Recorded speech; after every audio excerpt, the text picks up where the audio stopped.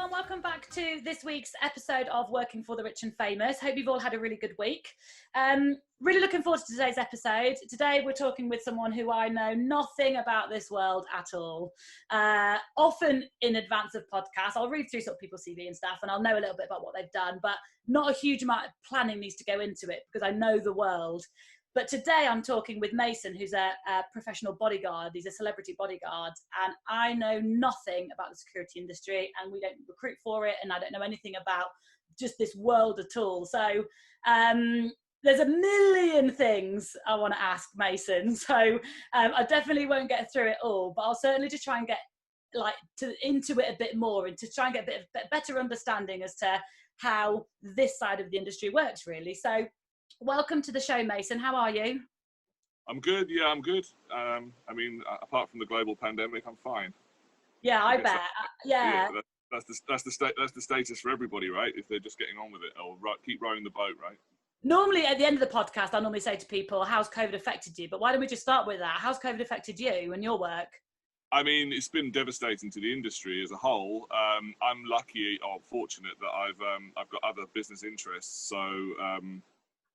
I mean, I lost a huge amount of touring work in March when pretty much every single live artist that I work with directly or indirectly got in touch and said, we won't be touring this year. And I kind of knew that was coming, but yeah, I mean, of course, from a financial perspective, that's definitely had its compound effects. But, you know, I think everyone's in the same situation. I'm certainly not going to start playing the violin. You know, I mean, I'm fortunate. I haven't been badly affected by it from a physical perspective, the illness itself. We do know a few people that have had the illness and have been badly affected. So I just feel fortunate that we haven't been touched by it in a really negative way. And the financial thing is something that we'll just have to deal with. Yeah, and let's just hope that we're turning a corner and, you know, but I don't know, today, there's always a bit of delay in when these goes out. This will go out in about 3 weeks. It's not that timely, but today we've gone back a step and it's now, you got to go back to no more than groups of 6 again. It's like, but then it's weird because kids are at school and I'm at work and. I think that's tied to the schools. I think that they're very, very, they're very, very focused on making sure that the schools go back effectively because they, at some level, think that the economic benefit of the parents then going back to the offices will be so significant that they need to reduce the R number as much as possible so they have a really clear view on what impact the R number for schools has.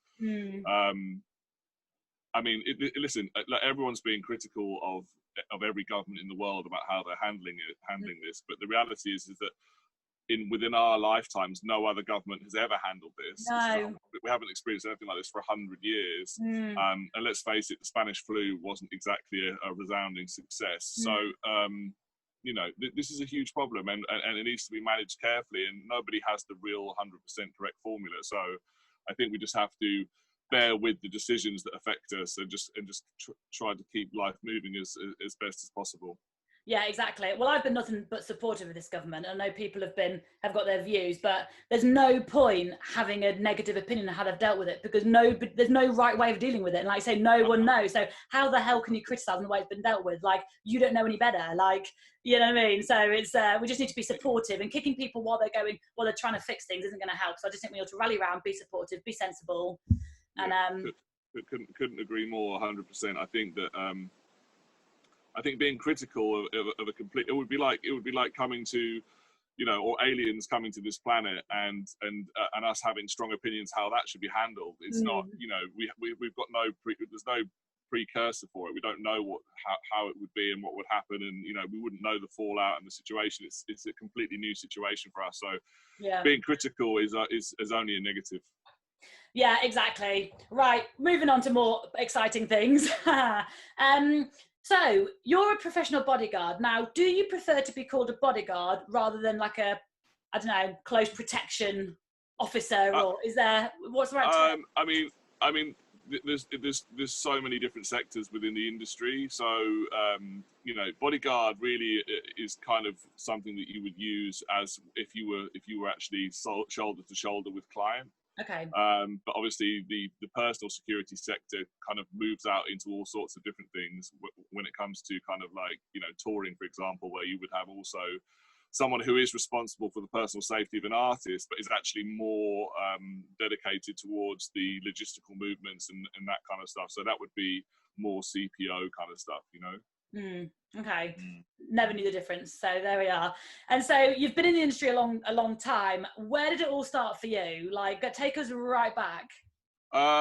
So effectively what happened was, I didn't take the traditional route and go from school directly to university I went to sixth form college, but I had a couple of years out and I went to work for the Ministry of Defence, working as, I guess what you'd describe as like a patrolling security guard. I got involved with the K9 stuff down there in the south of England, and we were doing, working in the military camps around the south of England. And yeah, just working for the Ministry of Defence basically. And then from there, I decided that wasn't for me because I couldn't stand the shift work. Shift patterning was just crazy. It was like a 2 till 10, 10 till 6, 6 till 2. It was, and it was, you know, like one weekend of a month, which no one in their early 20s is going to want to stand for. But yeah, so I decided to go back to university. And I've always been interested, or had a big interest in design work. So I went back to do my degree in product design and packaging. And during the time I was at university, because my family, obviously I went to university late, didn't really want to foot the bill for my university before the days of massive student loans, I decided to set up my own little security company. And initially that was pubs and clubs in and around Guildford, in Surrey. And yeah, I mean, we're talking back to sort of like the early 90s now, mid 90s. And that became relatively successful. And I had 2 or 3 or 4 pubs and a nightclub that I was looking after. And when it came to sort of passing out on my degree, I realised that I was already producing what you'd consider to be a good salary from the security company. So I decided not to go with the design side and stick with the security. Yeah, fair. And, you know, we've touched on this before. I just don't think that matters. I don't think people should worry about having to use a degree after, because there's so many skills you take from your degree into life and business and stuff. You know, it doesn't matter. It's not like a waste of a degree because you're not doing product design. It was still incredibly valuable as to who you are today. I think at the time you decide to do a degree, that's probably, within most people's experience, the first time that they dedicate themselves to something, solely to something within their lifetime. And when you commit to a degree program, 3 years, whatever it might be, with a foundation course 4, that shows some degree of commitment, some degree of being able to apply yourself to something that's continuous and constant. And for future employers, that in itself, just the dedication to be able to complete a degree is actually, I guess that's just to some degree is something that an employer would watch out for, right? Yeah, exactly. A bit of commitment, being able to work under the pressure of deadlines, and also like looking after yourself, like washing your clothes, cooking your food, having an income, managing your money. So it's funny. And for some people, that's a baptism by fire. You know, it's shocking, but and especially now, I think there's a lot of people, or certainly a lot of kind of late teen type characters that haven't really been exposed to the real world in any sense, and that's. I mean, I'm sure university is quite a shock to them when they're kind of away from the mother's apron strings, and they're suddenly responsible for their own food budget, their own washing, their own cleaning, their own, you know, hygiene. You know, it's a different world now. I mean, you know, and I think that's been incremental across the generations. I think that, you know, my parents would probably said it was much tougher in their day, and obviously I'm going to say it's much tougher in my day, and on and on and on. But yeah, I mean, you know, degrees certainly give you a good hold on what real life's about, and that's for sure. Definitely. So you finish university, you're in England, you've got this small security company. Yeah. Then what? Do you stay in the town? Where So I mean, I guess effectively at that point we could describe us as bouncers. This was long before the introduction of the Security Industry Authority and the licensing. Although we did have borough licensing at that point, you know, county councils would have their own door supervisors course, which, you know, actually, you know, because I was also working in London at that point. I think I had probably 9 or 10 kind of London borough individual doorman's licenses, and every single one of them cost £110 a year or whatever it was at the time to maintain. But as an individual, I was just hark quickly back to school. So at school, I was extremely badly bullied, and that bullying kind of had a huge impact on me as an individual. So I basically kind of made a pact with myself that my bullying would never go beyond the age at 16 or 17 when it stopped. And so then I hit the gym, and I kind of changed my life up in that way, and I gained a huge amount of self-esteem from being physically capable, physically strong, etc., etc., etc. Which is why I felt confident enough to go and start my own security company in Guildford, etc., etc. But whilst in Guildford, I was working in many of the old nightclubs, and I don't know if any of your listeners are kind of my generation, but this is the time where you had Bojangles, Harpers, and Cinderellas, which were the old go-to nightclubs in Guildford. But within myself, I always questioned whether I was capable of doing the job without my team, if that makes sense. I wasn't sure, because of my bullying history, I wasn't sure whether I was just the tough guy because I had 10 super huge, massive friends behind me and we could handle any situation as a unit. So at the end of my degree course in Farnham, I got offered to work one summer in Ibiza. And that was to work in a venue of 400 people on my own. And that was 1998. This is World Cup year. And I took it as a kind of a challenge in a way that you know, if you think you can do this, then go and do it on your own. Don't go there, go into that sort of go into the melee completely on your own. And that definitely taught me some valuable lessons about the work that I do, having the confidence to be able to de-escalate situations, having the confidence to go into large groups of highly aggressive, highly intoxicated males and females, manage expectations, evaluate scenarios as they evolve, look at the possible development of certain situations and try and avoid them just by, you know, perhaps moving people in positions and changing dynamics within the bar environment. I mean, it all sounds strange, but you know, all of these, when you're dealing with 400 intoxicated people, you learn an awful lot about the human condition in a very small space of time. Yeah.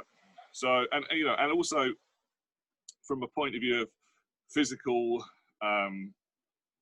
violence and fighting and all that kind of stuff, Mike Tyson said it best. He said, everyone knows best until they get punched in the mouth, right? It's like you don't, unless you've experienced those kind of situations, it's very difficult to have strong opinions about, you know, how those kind of situations evolve.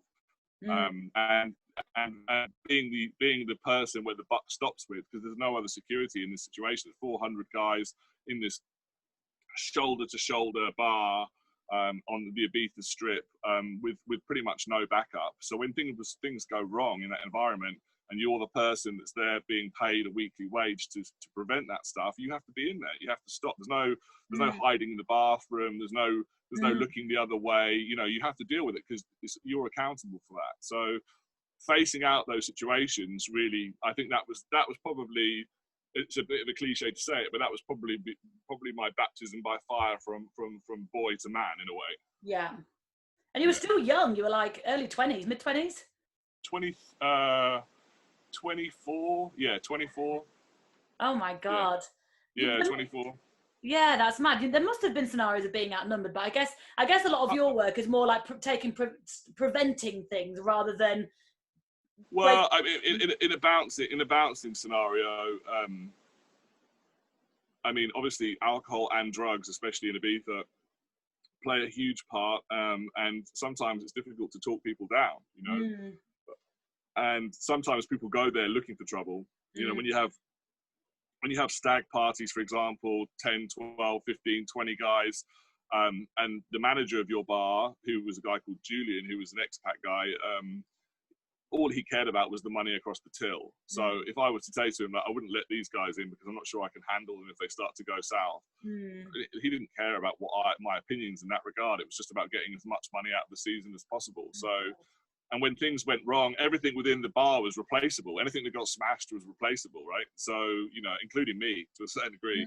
So yeah, so it was just a question of like, you know, that's really a test of the fight or flight instinct. You know, when you're there and you're fronting that situation, you have to do it. There is no, as I said, there's no backup. You're on your own. So how did you transition from bouncer to private security? When and how did that happen?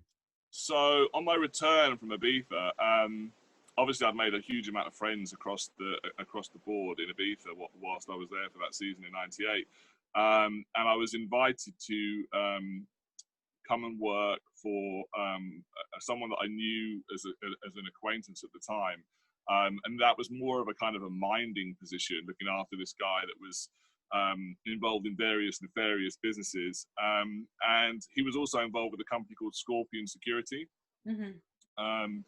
Scorpion Security back in the sort of late 90s were one of the heavy hitter companies for what you describe as trouble venues. And yeah, so we ended up working for Scorpion in places like Camden Palace and up down in the Colosseum and Cloud 9 and all those kind of places which were notorious with both drugs and violence. And whilst there, lots of these places were kind of like hangouts for the who's who, because celebrity or not celebrity, you know, they like to get involved with the kind of more street elements of what's going on. And then I met a client who I won't name, and I was invited to go and do some work with that person. And then it became, you know, a snowball effect, because when you do good work and you know, you take the job seriously, you know, it's kind of like your best reference is your last job that's been a success, I suppose. Yeah, definitely. And was that so? That was in Ibiza. So we're back in Ibiza. No, that was back in London now. Okay, that was in London. So that was back in London, yeah. So coming back from Ibiza, started working for Scorpion Security, actually looking after one of the directors there, working up in Camden Palace, working in various kind of offbeat places, back at the days where Clockwork Orange was at Camden Palace. And yeah, just got my head into the London nightlife, basically, doing the similar stuff, and that then translated into meeting somebody who then introduced me into the private sector. So looking at the job that you accepted in Ibiza and then Scorpion Security, talk about taking the hard jobs, because they sound like you're saying, the heavy hitters. Like you're not picking the easy quiet pubs, are you? You're picking the challenging, the roles that really push you. Yeah, no, but I think that's certainly a part of my psyche, that I will try and put myself in situations that are not just cakewalks, and that come with their challenges, whether that's physical or mental. From the point, and also obviously there was a necessary evil. I had to earn money as well, right? You know, everyone has to eat and pay their rent, etc. So, but I was quite happy to work long hours in compromised situations, and you know, and basically make my bones on hardcore, difficult doors. You know, we were the last door job that I ever did. We worked very closely with Twice as Nice, because Twice as Nice was actually owned by the same person that owned Scorpion Security. One of the very last door jobs that I did, there was a shooting incident inside the venue and outside the venue, which resulted in someone's death. So, you know, but that was Turnmills, the nightclub Turnmills. So yeah, so certainly put myself, and obviously the guys that I work with, we put ourselves into situations that perhaps not every single doorman would be comfortable with, for sure. Have you been seriously hurt before at work? I've been stabbed a couple of times in the back, nothing too serious. I've suffered various concussions along the way. Obviously had lots of fights. In Ibiza, many fights, and obviously injuries are part of the work. You know, not so much in the private sector when it comes to the bodyguard side of my work, but certainly as a bouncer, you're definitely going to end up getting hurt at some point. You seem to me like a bit of a gentle giant. Like, do you need to have like a bit of a violent side to you, or is control? If you had a violent side, that would not bode well for your role. No, well, I mean, let's be clear. The Security Industry Authority, they require an advanced CRB check, so you can't have any serious criminal convictions if you've been if you are a qualified CPO. So obviously I haven't got any serious convictions for anything. I've never been to court in my life when it comes to violence, but I think that a temperament that has a low tolerance for bullshit is important. I think you need to be able to make quick assessments on people, and that plays a huge part in being able to act dynamically and responsively towards things that are evolving around you. So there's no point in having a hair trigger temper unless that's managed in some way that is an advantage to what you're doing. Right? Hair trigger temper is something that's going to create you massive problems in the industry. Yeah, I can imagine. You know, especially if you demonstrate it in front of clients, that's not going to work. That's not going to run, because what they're looking for, effectively, you as a bodyguard, is an offering of, or a feeling of, consistent and constant safety that's well managed and well executed. Yeah. And I can imagine as well, you must be in scenarios where you get drunk people that are purposely trying to wind you up. They're trying to get you to retaliate. Or they're just trying to certainly back in the day in the 90s as a bouncer, that's 100% for sure the truth. But as a bodyguard, your interactions with extremely drunk people is more of a rarity. Yeah. But obviously your experience as a bouncer when you have had to deal with that play a part in how you deal with it whilst you're doing it in the private sector. Yeah. So let's move forward then into your career within the private sector. So obviously it started with the guy that you started working with in London. So yep. We can't talk about annoyingly, but I know that you've worked with so many famous, high profile people, which obviously isn't glamorous and actually makes your life incredibly difficult. The more well-known they are, obviously, the more risk they're at. But in terms of geography, where has your private career sort of taken you? Well, I mean, I think my various passports. I think I visited something like 112 or 115 countries right at this point now. Wow. Now, obviously, that's been a huge privilege and something that very few people in their lifetime will achieve. I've obviously been paid to do it, so again, that's a huge bonus for me. But traveling is a science. Traveling is being an effective traveler is extremely challenging, and especially in the work that we do, because you're not only responsible for, you know, as an individual, as a private individual, when you go to the airport, you know what a ball ache that can be. It's, you know, even if you're just managing your family, if you're managing a celebrity, especially an A-list celebrity who has very high expectations about how efficiently they should move through the airport, and you're responsible for not only your small carry-on luggage, but also their monumentally large luggage and their carry-on, and probably and often their passports, etc., then suddenly that becomes a behemoth task, you know, especially when you're talking about things like transitioning through security, which everybody has to go through whether they're A-list or not. You're on one side, you know, that you're sending your principal through prior to yourself, but you're still dealing with their luggage, still dealing with questions, still dealing with their laptops, still dealing with their sharps and their liquids coming out of their suitcases, whilst managing them on the other side of security and making sure, or trying to make sure, that they're not being interacted with in a negative way. I mean, you know, you can imagine. So 115 countries over a 22-year period. Some of that obviously is the celebrity side, and some of that it goes into my choices that I've made about, again, trying to put myself into situations that are a little bit more challenging. So I've spent an awful lot of time in West Africa, in some of the places which, you know, often get media representation of being the worst places you could go to: Sierra Leone, Angola, Liberia, Tanzania, Uganda, the northern parts of Africa, Tunisia, Morocco.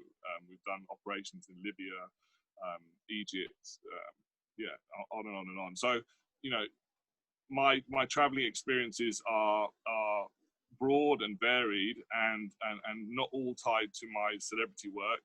Some tied to other kind of stuff, which is much more to do with the mining industry and the precious metals industry. And yeah, but I've been very lucky with my travel. Very, very lucky. Yeah. When you say mining, like literally like gold, picking up gold. That Exactly. kind of Yeah. Well, and diamonds. It started with diamonds, and then it became gold. Like, you know, like all things, if you have exceptional things on your CV, things that not many people have, and that becomes knowledge within the sector, your chosen sector, then you become one of the guys or one of the go-to guys to go and start delivering that stuff.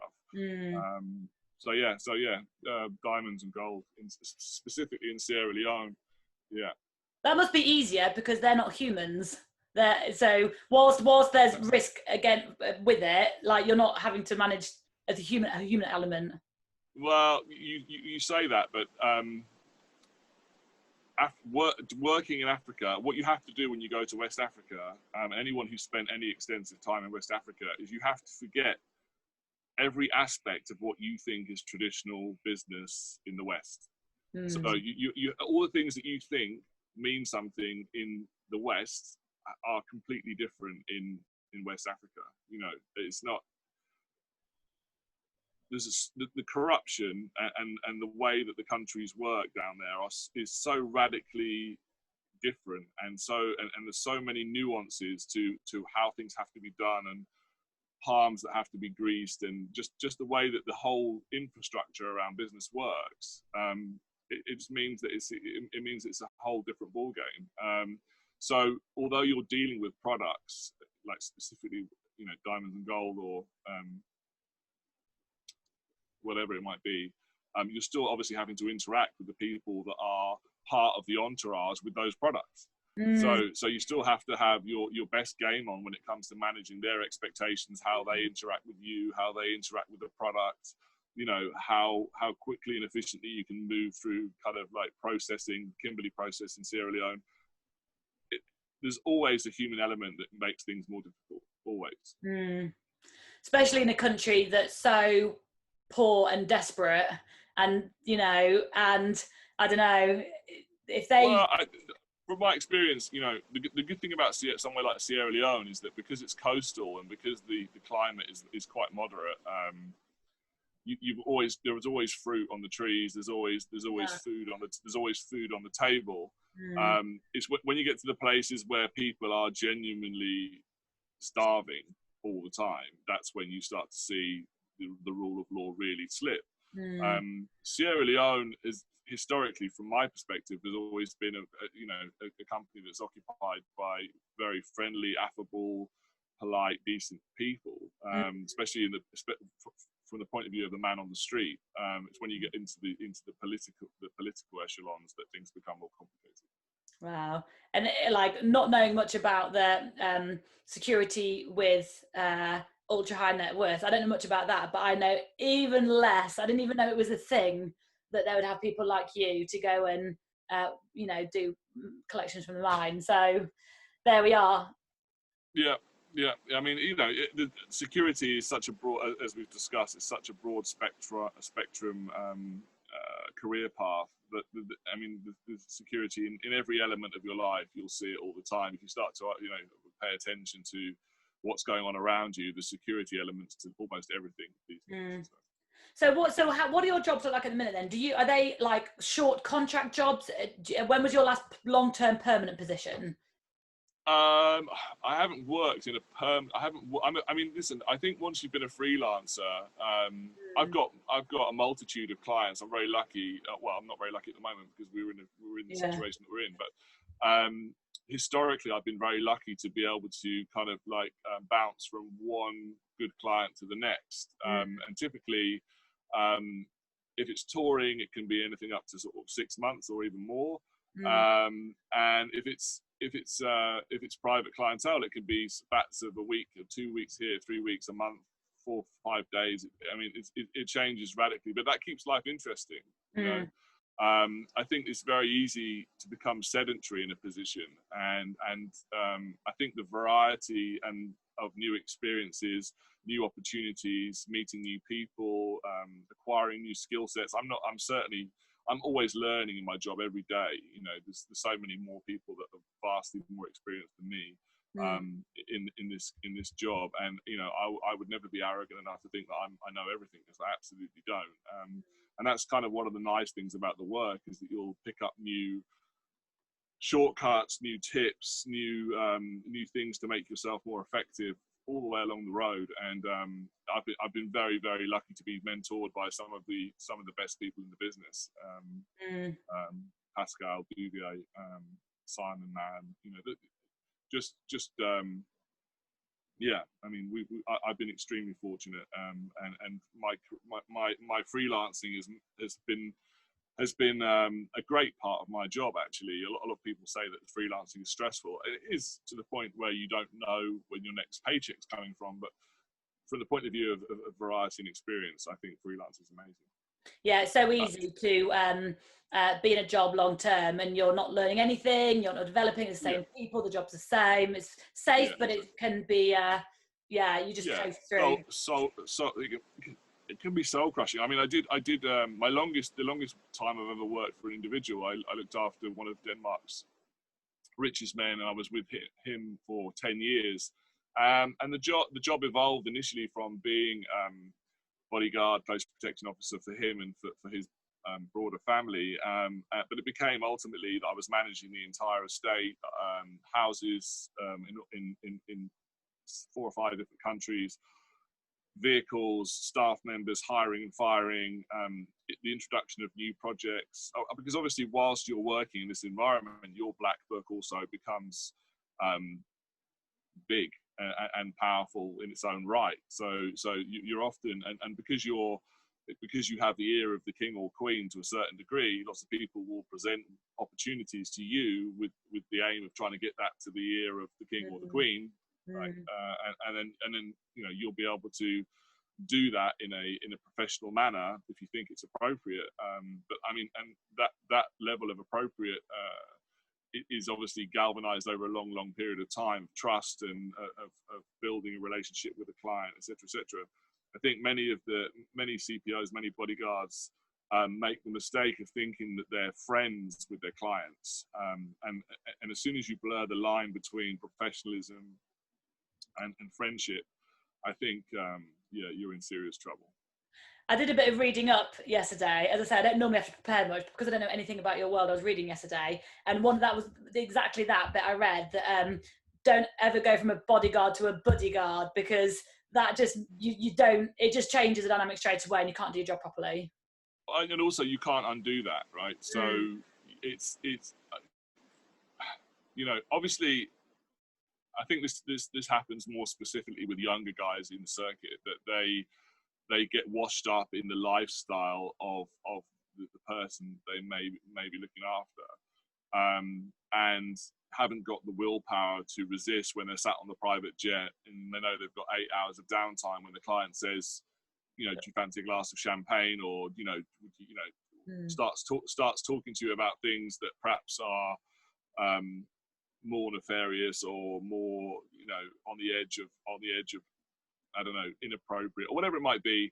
You just don't want to dilute your professionalism by making mistakes on a social level, because if you're the guy that's responsible for their safety, and especially with things like drinking, you know, and you've had a couple of glasses of wine, you know, socially with your client prior to something bad that happens, you know, that's going to be on the record. You know, that's the thing. That will be the thing that compromised the thing that happened just afterwards. Whether it was or it wasn't, that will be the thing. You know, so keeping that professional distance, keeping your clients at arm's length, not in a disrespectful way, but in a very correct way, is a difficult aspect of the job to manage, for sure. Yeah, because I can imagine you don't want to seem rude, especially if you're fairly new to the job and the principal's like, come join us for a drink, I want to get to know you better. You don't want to seem rude, so you end up being like, we'll just take water obviously, but Yeah. But there's no harm in an invitation like that, right? But you need to know when you can exit in a polite and respectful manner, so that you're not a memory in the hotel room when things, it's a very, very much a question of managing the human condition, and very, very much a question of being able to look at a situation and establish whether A, you're required in that situation, B, whether it's appropriate that you're in that situation with your client, and C, whether you can extricate yourself from that situation without having to compromise your work.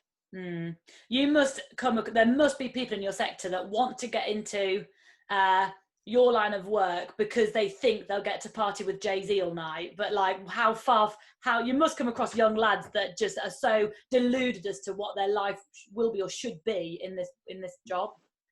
Yeah, I mean, but those guys don't last. I mean, there's a reason. If you look across the professional bodyguard sector, especially at the higher echelons,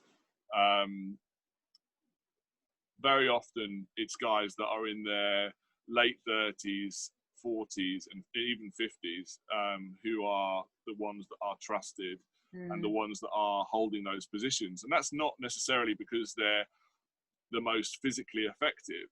It's probably because they've established themselves over a very long period of time, and they've put into place SOP, standard operating procedures, that are extremely well respected, not only with their clients but with the guys that are working underneath them. And those SOPs are established over a long period of experience, right? It's very difficult for someone who's in their early 20s to come in from doing baseline bouncing security work into becoming an effective and an efficient security bodyguard, right? Because they just don't have the experience, the life experience and the human interaction experience to be able to understand their position within that scenario, right? Unless they've been extraordinarily well mentored by somebody who's in their late 30s, 40s or 50s, right? So it's something that you as a career path is something that is extremely badly and unwell represented within media, because the illusion is that you'll be basically, a gun-toting party animal that's in the background, right? And that's just not the reality at all. The reality is that you are there to do a job. You're there to be quite servile. You're there to think ahead of the client all the time. You're there to facilitate a feeling of safety in an efficient way to make the client's life much more cut through life much more effectively, right? You're there to basically clear the path for their life to feel more safe and secure moving forward. Yeah. So focusing a bit more on the work you do with ultra high net worths, because that's obviously the sort of sector within podcasting. So does anyone hire you not because they actually fear for their safety, but just because they think having a bodyguard is like status quo symbol? Do you know what I mean? A status symbol, status symbol. So like, for sure, celebs must just like to have a big, large bodyguard next to them, or do they actually fear for their safety? I mean, listen, it's a very, very, that's a very, very broad question, but obviously there are active threats on both ultra high net worths, even corporates, and of course celebrity. Because there are people that are crazy. If you take, if you look at people's profiles on Instagram, for example, if you've got 50, 100 million followers on Instagram, you can guarantee that, like, let's say, for argument's sake, 2 or 3% of that 100 million people are on the edge of perhaps not all there. Perhaps they haven't got all the sandwiches in their picnic basket, right? And that in itself means that you have got an element of crazy out there that you are probably going to come across at some point during your management of that individual, right? So certainly the crazy fan element is something, and then you go more seriously into people that have obsessions and somehow appear on the stalker profile. Definitely have active clients at the moment that have what I would describe as serious threat issues from fans that are obsessive. And they'll write letters and send bits of their locks of their hair and that kind of stuff, and I can't live without you, and I'm going to have to kill myself, and etc., etc., etc., that kind of stuff. And obviously, you need to be mindful of those, and you need to have good awareness around of people, and make sure that the whole entire crew are well aware that these particular people exist, and make sure that they have their photos of those individuals in their phones, and make sure that they understand that person's an active threat, right? And those kind of things exist across the board. If you're dealing with ultra high net worth, it might be an angry ex-wife or an angry boyfriend who's been disrespected by the fact that the super wealthy guy may have had an interaction with his girlfriend.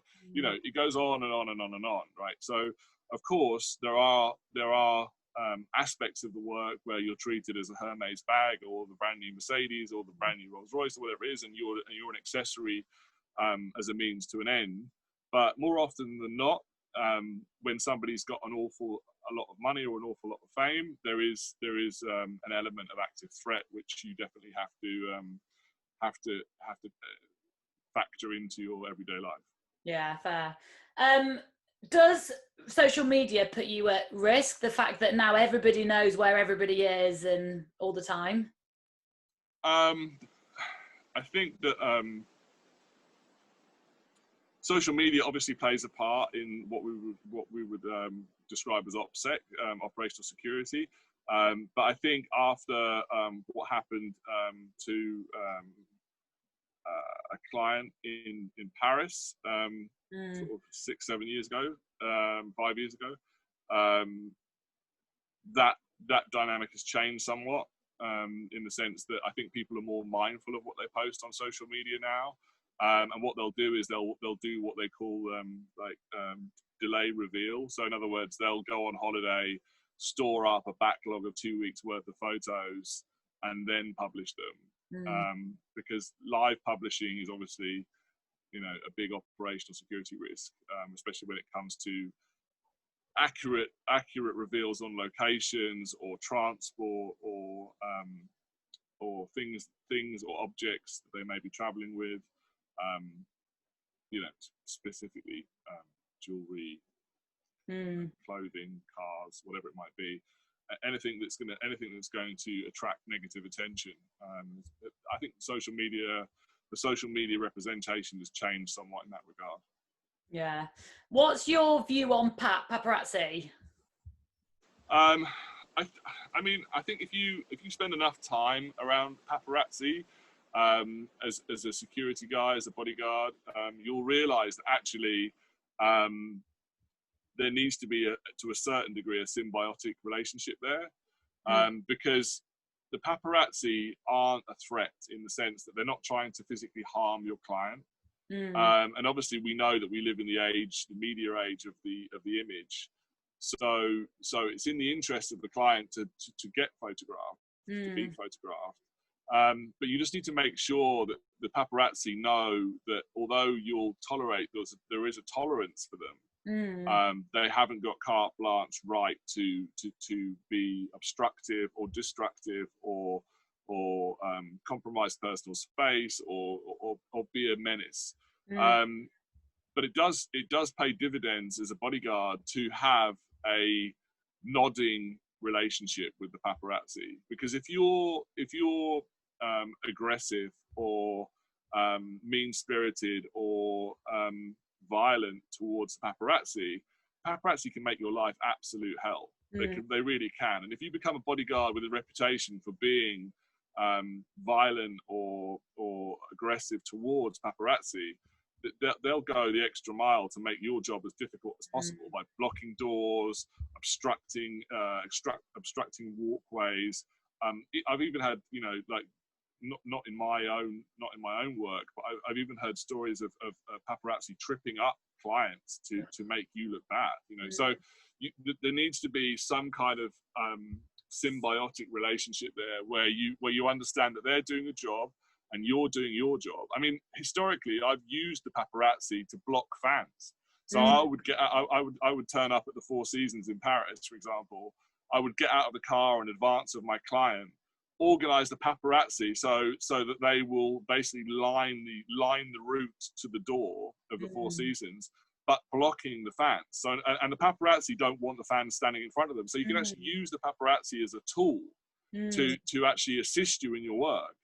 You know that they don't want the fans blocking their shots. You know you have to have a clean pathway to get to the door. Paparazzi want a clean shot of the celebrity. So use the paparazzi as shields to get your client to the door, right? Why not?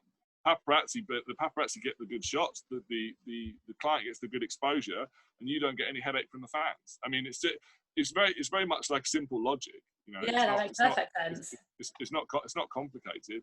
You just need to be efficient and confident enough to pull it off. Yeah, no, that makes perfect sense. I might have watched too many documentaries or films for this, but are panic buttons a thing, and are panic rooms a thing? Panic rooms and panic buttons are certainly a thing. Obviously, specifically in people's private homes. Again, there's of course a certain element of people that will have panic rooms that are never used and unnecessary kind of ego trips to a certain degree, right? Just to have that extra room, to have that the best panic room of your friends who've all got panic rooms. But when it comes to the crunch and something does go very south, you know, perhaps an active home invasion or whatever it might be, you know, you'll be very thankful for the £100,000 that you spent on your panic room. Right? You know, it's certainly in this day and age, especially when we become much more polarized and the poverty gap becomes much greater, that people employ methods and technologies that give them an advantage when situations go south. Yeah. How does it work? Have you ever been sued? I've never been sued. No, I've never been sued. No, I've never been sued. But it's easy to understand why a bodyguard would get sued. In a situation that didn't work out the best. I've been fortunate, touch wood. I haven't. But yeah, I mean, it's I'm sure it's certainly a thing. We're obviously underwritten by liability insurance. So yeah. You know, it's like any business where you're providing a service which could go wrong. You need to be covered. Yeah, fair. I've just got so many more questions, but we are super running out of time. But like, for anyone listening, so what's the process then for like getting a job, like a bodyguard job? So like, say for example, you're well known now, so I know people come to you and it's a bit of a different thing for you now, but say somebody who's at the fairly start of their career, what's the interview process or checking process that someone can expect to go through? Well, the frustrating part about the bodyguard industry is that the first thing that anyone's going to ask you is for your CV, your history of successful work at that level. Yeah. Now, as a bodyguard, it's very difficult to get that history unless you've got that history. So it's kind of like you need an opportunity. You need somebody to mentor you. You need someone who's already achieved a certain status within the industry to kind of take you under their wing. So my recommendation for someone trying to get into the business would be to try and align themselves with someone who has got a profile and who is a well-known face in the industry, and try and attach yourself to that person, whether that's learning martial art in their dojo, or going along to a course, or just engaging with them online, or whatever it might be, to create some kind of relationship, and then hope that an opportunity is drawn out of that relationship. Yeah, I think that's the same with so many sort of other sectors as well. Same with yachting. You can't get on a yacht really if you haven't been on a yacht, and you know, it's just sort of like it's having someone give you that chance. And initially, like the Ibiza was probably a bit of a turning point for you, and but you know what I mean, just from a point of I think one of the very, very critical parts of the work is that you should always try and be as nice to people as possible, and always try and socially engage, and make the assumption that person could or does know things that you don't know, or people that you don't know, and that could be advantageous to your moving forward effectively in life, right? I think that's not just a watchword for being a bodyguard, but a watchword generally across the board as a life tip. You know, always assume that somebody can be advantageous to you moving forward. That's not to say use people, but what I mean is always give people the benefit of the doubt that they could be a good person, somebody who can teach you something that will make you a more effective human being. Yeah, completely agree. Right, honestly, we're going to have to get you on another date further down the line, because there's so much that I haven't asked you, but I don't want this podcast to be too long, so I'm going to try and sort of wrap things up though. So how we sort of generally end things is I'm going to ask you a few quick fire questions, super quick, super easy, and then we'll sort of say goodbye. So what's the favourite country you've ever worked in? Favourite country I've ever worked in. Well, I have to mention two because for very different reasons. Sierra Leone has got a big piece of my heart because it gave me a much broader spectrum view, a much broader horizon view of what life's really about. But from the point of view of sheer beauty and sheer gobsmacking, unbelievable admiration of nature, is the Maldives. So they're quite diametrically opposed, Sierra Leone and the Maldives. But the reality is that, you know, you have to have. It's like when somebody asks you about your favorite film, you have to ask what genre of film, because I couldn't possibly give you one film that's the only one. Yeah, of course. Yeah, of course. What's the top reason you do what you do? I think the top reason for what I do is because, well, firstly, I'm really good at it. Yeah. And secondly, because it's given me what I would consider to be a world view. I think many people have strong opinions, but the opinions are often not based in experience, right? I'm certainly a person that admires people that can speak from the perspective of having experienced something, therefore they can give you a valid opinion. And because I've traveled so much and seen so much and been exposed to so much, and I'm grateful for that, I feel that it's made me a much more broad, rounder person. Yeah, agreed. How often do you personally feel that you're in danger? Like, you personally? You mean within my working experience? Yeah. Listen, my dad always used to say to me, and you know, I'm 6'10" and 20 stone, but my dad would always say to me, Mason, there's always somebody bigger, and it's so true, and it's not just a question of size or physical capability. There's always somebody out there that will do something that's difficult to predict, and you're not always going to be 2 steps ahead of them or 5 steps ahead of them. You know, sometimes you're going to have to deal with those situations, and I think carrying around a certain amount of vulnerability and a realistic sense of yourself plays to your advantage. And I think fear, to a certain degree, much as stage fright or that nervousness, that nervous energy, helps you be more efficient to a certain degree. So I whether I'm in danger or not within my working career, sometimes for sure I am in danger. But I think that the person that goes into a situation prepared is often more effective than the person that has to act off instinct in the kind of like the heat of the moment. My next question was, how tall are you? So you just said that. 6'10". Yeah, 6'10". Yeah. There's nearly 2 foot between us. Right. Okay. You could literally. I just on the screen we look pretty much the same size. So yeah, I'm on a really, really high chair on purpose. Can smaller guys be bodyguards too? It's 100%. I mean, you know, if you go into the corporate and ultra high net worth sector, I mean, the thing is, there's many different types of good. I mean, if you look at the security for the royal family, for example, the British royal family, you know, they're very nondescript but extraordinarily talented, you know, and that blendability, that blending into the background actually plays a huge part in their effectiveness as a bodyguard. Right now, the thing with celebrity work is that they want big, huge guys because they're immediately recognizable. So the the calculation that a potential attacker needs to make is, well, there's the person that I really want to attack, i.e. the celebrity, but I've got to go through that massive guy to get to that person. So they get, you give them the calculation, you give them the fear factor before they even start. So that's that. But when you're in the corporate ultra high net worth section, most of the people you look after, no one knows them from Adam. They could be walking down the street in Bond Street or Soho or wherever, and no one would know them from a bar of soap. But they may have security with them just on the off chance that something happens. But again, you won't be able to see that security if you're under threat as a corporate or high net worth individual. The last thing you want is a massive giant wandering around behind you to highlight where you are and who you're with and what you're doing, right?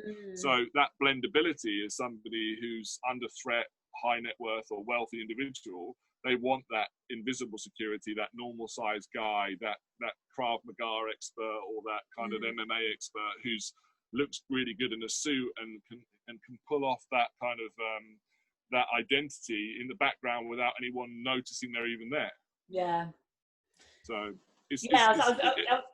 was thinking that earlier. I was thinking, like, whilst lots of people, you'd be the perfect profile for a lot of people, there's probably a lot of jobs that you wouldn't be suitable for because it's too obvious. Yeah, 100%, absolutely. And I've certainly lost work and gained work because of my stature. But I like to think that that I have the ability to converse with everyone from the Pope to the Hells Angels. So, you know, being a big guy gets your foot in the door, but being a big guy doesn't get you sat at the table.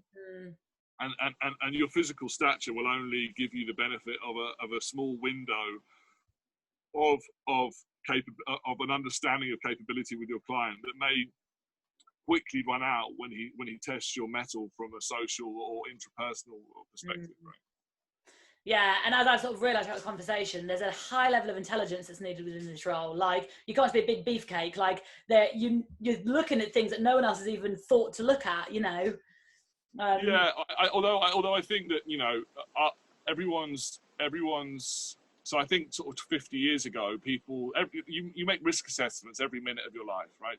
Every when you cross the road, you see how high the curb is. When you walk up a set of stairs, is there a roller skate or is there a board game or something you could slip on as you walk?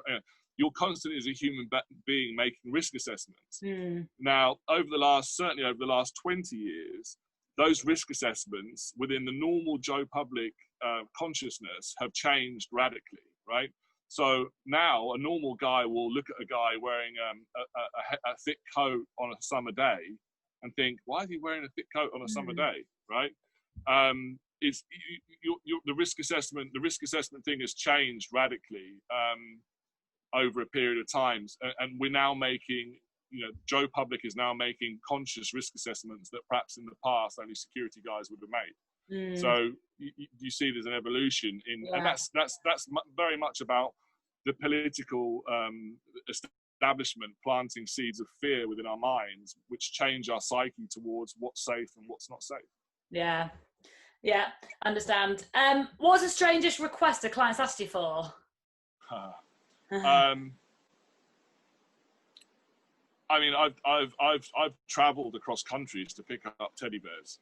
Oh God.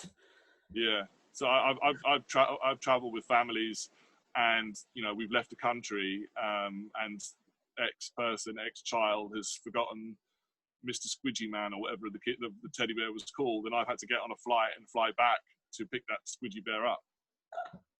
So yeah. God. Those are the kind of bridges that you cross, you know. To be fair, must be a lovely little way to spend a day, because how much easier is that than everything else you do? Yeah, that is true, but it definitely makes you question your career choices when you're what the hell am I doing? when you're sat on the return flight with Mr. Squidgy Man sat next to you. You know what I mean? And then finally, do your family worry about you constantly? No, I think I think that if you marry a librarian, then you'll have librarian expectations. And if you marry a bodyguard, then you'll have bodyguard expectations. That's just the nature of the work that we do. So, of course, I'm sure there is an element of worry there. But you know, if you've been doing the job for 20 plus years and touch wood, you've been relatively successful, then the worry the risk factor. Risk is a strange thing. Risk is like a puppy growing up in your house, because you don't see the risk, or you don't see the puppy growing. But every time someone comes around to the house with a week or 2 weeks in between, they'll tell you, wow, that puppy's getting really big. And you'll be like, is it? I can't really see the difference. But because you're living with a puppy all the time, you're not seeing the puppy grow. But it's much like risk. Risk grows in your life. And if it goes incrementally and over a period, you don't see it growing. But when people abjectly or kind of from a neutral position come in, they go, Jesus, do you really want to go to Sierra? Do you really want to do that? Do you want, and you don't think about it because it's grown up. It's such a smooth curve to that point, if that makes sense. Yeah, completely understand. And well, it's like children as well, isn't it? It's like, how the hell is your kid that big? It's like, why the hell are you going to Sierra Leone? Exactly. But at least like the people around you, your family, has sort of grown with you, and they've sort of seen your career evolve. So it's not like, your family all of a sudden. It's not shocking at that point, is it? That's the point, right? It's not. It's you'll make decisions that perhaps other people wouldn't make, but because you are who you are and the things that you've done, they're accepted. Yeah. Cool. Well, let's sort of like bring this to a close then. So, what does your future hold for you then? So, is this a line of work you can do forever, or? No. I mean, listen. Everyone has a finite time that they can do the thing that they do. I personally think that you can be very effective in the work that we do up to probably around the age of 60. But ideally, I don't really want to be doing this much past I'm 55. So that gives me kind of 8 years to figure out how the rest of my life looks. We're in discussions at the moment and talking about putting an academy together. Oh, cool. An academy together. I'm entertaining job offers at the moment for estate management, looking after various large country houses, etc., because obviously, my history and background is fits with that quite nicely. I've mostly been based in Spain over the last 10 years in Ibiza, and I'd quite like to come back to the UK full time. But yeah, I mean, listen, I'm open to opportunities. I'm very much a guy that says yes to things if the opportunity is appealing enough. So yeah, I mean, I'm an open book basically. I'm definitely going back to Sierra Leone this month to start up a new export program with a new company. But the future is exciting because we make it exciting, right? It's very easy to sit there on a Sunday night complaining about the shit job that you've got, but the only person that can change it is you. So. Exactly. And I hate it when people moan about their work. I just can't be bothered to listen to it. Go do something about it. What am I going to do about it? I can't do anything. I mean, even that as a fact, like if you're complaining about your work, you're not somebody that I would want to employ. Yeah, great. Right? Because you haven't got the foresight or the balls to change it, right? So the fact that you're sitting there complaining about how shit your life is and how shit your job is, shows that you're not a person that's dynamic enough to change it. Therefore, I wouldn't want to employ you or want you around, because you're not somebody that brings anything advantageous to my life or to the table or to any future employer that I might give. Yeah, completely agree. Well, there we are then. Every single week I think, right, try and keep it 30 minutes, and it never is. And yours this is the longest one I've done, and there's still a million things I want to ask you. It's frustrating, but I can't keep it going forever. You do have things to do with your day. But thank you so much for your time, and to everybody listening, I hope you found that as interesting as I have, and I hope that that's given you just a bit more of an understanding as to this side of the sort of private sector, which ultimately is the whole point of the podcast, really, is just to learn a little bit about what each of us do and sort of bring us together as, within a small community. So as Mason just said, I didn't realise actually that you were potentially looking for, new and different things. But anyone listening, if you would like to talk to Mason at all about anything that you're potentially recruiting for, then I will, when I put this out, I will tag him on LinkedIn. So you will be able to connect with Mason directly should you want to talk to him about any opportunities, which is good. And as we say each week, thank you so much for your support. Thank you so much for listening. If you want to come and be a guest, I've got my wait list is getting pretty long, which is good. It's nice that people want to come on and share their story, but do email me at at silverswanrecruitment.com.